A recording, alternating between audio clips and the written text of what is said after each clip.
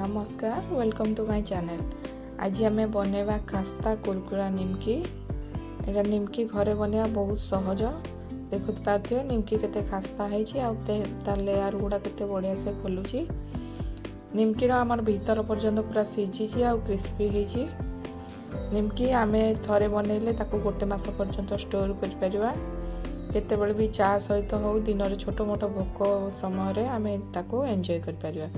निमकी बनवाई मुझे नहीं गोटे जगार 500 ग्राम मैदा। जगह टे बड़ ने ना आमको खास्ता कर असुविधा हे। 500 ग्राम मैदा आम ए ना 50 ml तेल को आम भल भाव मैदा साथ मिसेबा। निमकी खास्ता करने आम तेल को मैदार हाथ में एमती घसी घसी 5 ରୁ 7 मिनिट पर्यंत मिसेबा।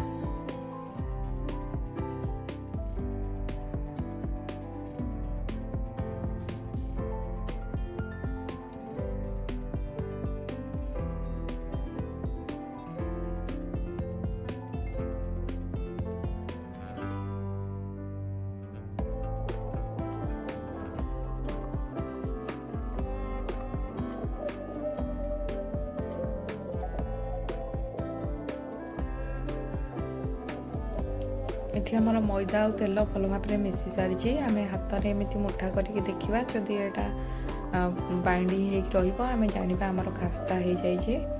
एबे आमर निमकी आम दबा आधा चामच लुण आ गोटे बड़ चामच कला जीरा और लुण को आम मैदा सागे भल भाव में मिसेबा।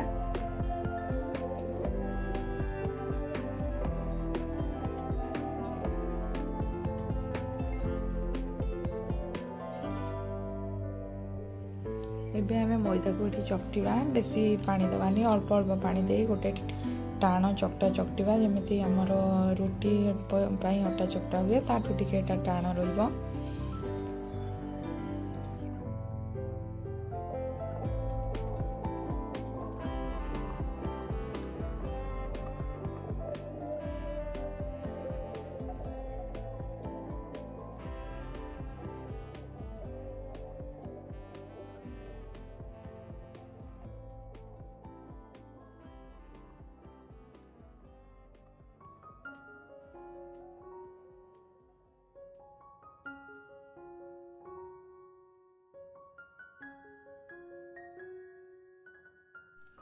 एबे आमर मैदार चकटाटा पूरा रेडी हो गलानी।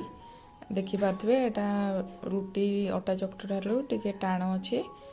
या आम बेसी समय चकटानी गोटे जगह घोड़ेदवा। आपको 15 ରୁ 20 मिनिट पर्यंत टेस्ट करने छाड़ीदवा। एबे आमर 15 ରୁ 20 मिनिट हो जाए। आम पुणी आउ टे हल्का हाथ में चकटीदवा।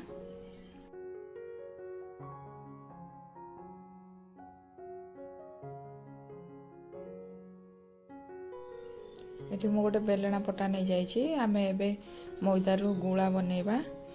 पूरी पाई आम जिते बड़ गुला बनाऊ छोट छोट करके पूरी साइज आमर ठीक गुला बनइबा। आम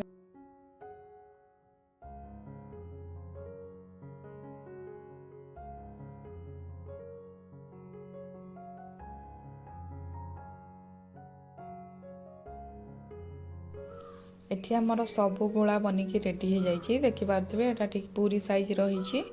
एबे आम ताको बेलिबा। टिके सुखा मैदा नहीं गोटे गोटे पूरी परी बेलिबा।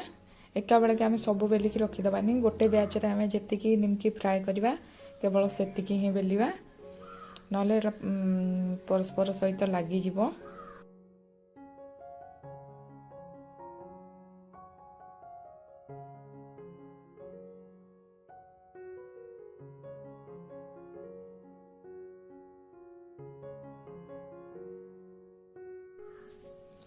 या आम पूरी साइज बेलिबा। पूरी ठारू टिके अधिक गोटा पतला करवा।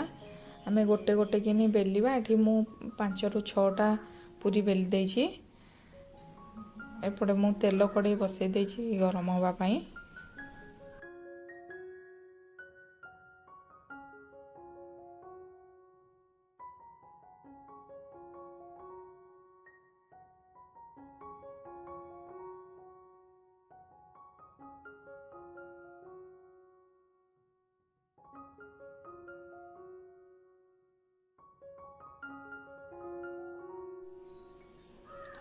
ଏଠି ମୁଁ 5ରୁ 6ଟା ପୁରୀ ବେଲି ଦେଇଛି। ଏବେ ତେଲ ତେଲ ବି ଆମର ହାଲକା ଗରମ ହେଇଗଲାଣି। ଗୋଟେ ଛୋଟ ଗୁଳା ପକାଇକି ଦେଖିବା, ତା ଦେହରୁ ହାଲକା ହାଲକା ବବଲ୍ସ ବାହାରୁଛି। ବେଶୀ ତେଲ ଗରମ ହେଇନି। ତେଲକୁ ବେଶୀ ଗରମ କରିବେନି, ହାଲକା ଆଞ୍ଚରେ ହିଁ ଆକୁ ଛାଣିବା। ଗ୍ୟାସ୍ର ଫ୍ଲେମ୍ ଲୋରୁ ମିଡ଼ିୟମ୍ ରଖିବେ, ବେଶୀ ହାଇ କରିବେନି। ନିମକିକୁ ଏମିତି ଫୋଲ୍ଡ କରିକି ସାଇଡ଼ରୁ ଟିକେ ଦବେଇକି ଆମେ ଗୋଟେ ଗୋଟେ କରିକି ତେଲରେ ଛାଣିବା। ନିମକିର ଯେମିତି ସବୁ ଲେୟାର ଭିତରେ ତେଲ ପଶିପାରିବ, ସେମିତି ଆମେ ଜଷ୍ଟ ଫୋଲ୍ଡ କରିକି ତେଲରେ ପକାଇବା। ତା ଉପରେ କିଛି ବି ପ୍ରେସ୍ କରିବାନି। ଏଠି ଦେଖିପାରୁଥିବେ ଚାରି ସାଇଡ଼ରୁ ଫୋଲ୍ଡ କରିକି ହାତରେ ହାଲକାରେ ଦବେଇକି ତାକୁ ସିଲ୍ କରିଦେଇଛି। ଆଉ ଲେୟାର ଗୁଡ଼ା ବି ତା'ର ପରଫେକ୍ଟ ଦେଖାଯାଉଛି, ଯେମିତି ସବୁ ଲେୟାର ଭିତରେ ଆମର ତେଲ ପଶିକି ଭିତର ବି ପୁରା କ୍ରିସ୍ପି ହେଲା ପର୍ଯ୍ୟନ୍ତ ଛାଣି ହେବ। ଏବେ ଆମେ ଗୋଟେ ଗୋଟେ ନିମକି ପକୋଡ଼ରେ ପକାଇବା, ଏକାଥରକେ ବେଶୀ ଦେବାନି। ଗୋଟେ ବ୍ୟାଚ୍ରେ ଆମେ 4ରୁ 5ଟା ନିମକି ଦେଇକି ଛାଣିବା।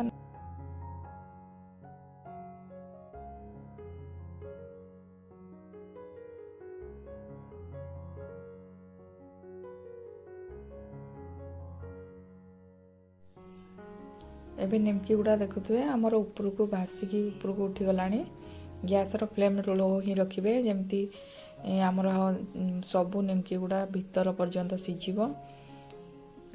ଫ୍ଲେମ୍କୁ ବେଶୀ ହାଇ କରିବେନି, ନହେଲେ ଉପର ଆମର ବ୍ରାଉନ୍ କଲର୍ ହେଇଯିବ ଆଉ ଭିତର ସିଝି ନଥିବ।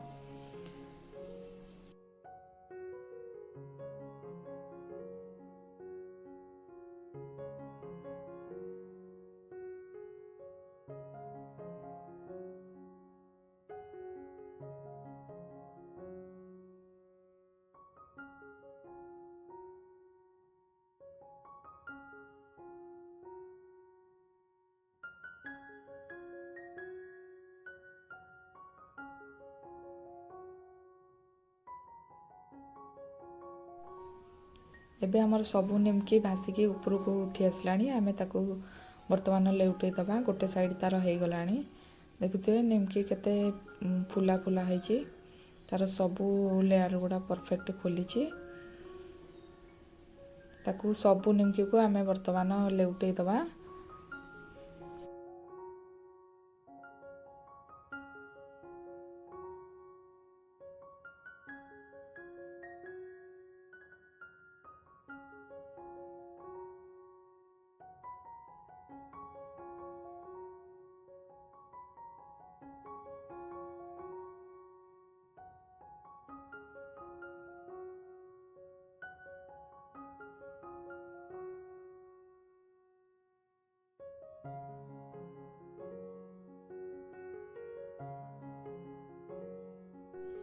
ଏବେ ଏଠି ଦେଖିପାରୁଥିବେ ନିମକି ଆମର ଗୋଲ୍ଡେନ୍ ବ୍ରାଉନ୍ ହେଇଗଲାଣି। ଆମେ ଏପଟ ସେପଟ ଲେଉଟାଇ ତାକୁ ଗୋଲ୍ଡେନ୍ କ୍ରିସ୍ପି ହେଲା ପର୍ଯ୍ୟନ୍ତ ଛାଣିବା। ଗୋଟେ ବ୍ୟାଚ୍ ଛାଣିବା ପାଇଁ ଆମକୁ 7ରୁ 8 ମିନିଟ୍ ସମୟ ଲାଗିବ। ଏବେ ଦେଖିପାରୁଥିବେ ନିମକିରୁ ହାଲକା ହାଲକା ତେଲରୁ ଆମର ବବଲ୍ସ ସବୁ କମିଗଲାଣି। ଏବେ ତାକୁ ଆମେ ବାହାର କରିଦେବା।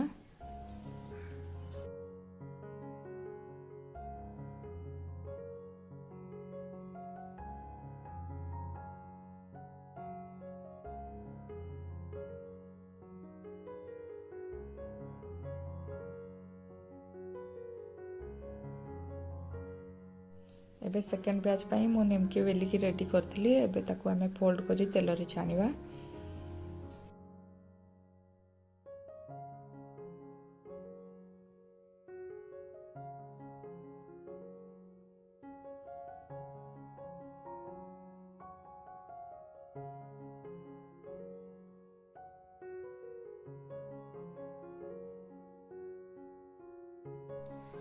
ଏଠି ଆମର ଏତିକ ନିମକି ବନିକି ରେଡ଼ି ହେଇଯାଇଛି। 500 ଗ୍ରାମ ମଇଦାରେ ମୋର 20ରୁ 22ଟା ନିମକି ବନିଛି।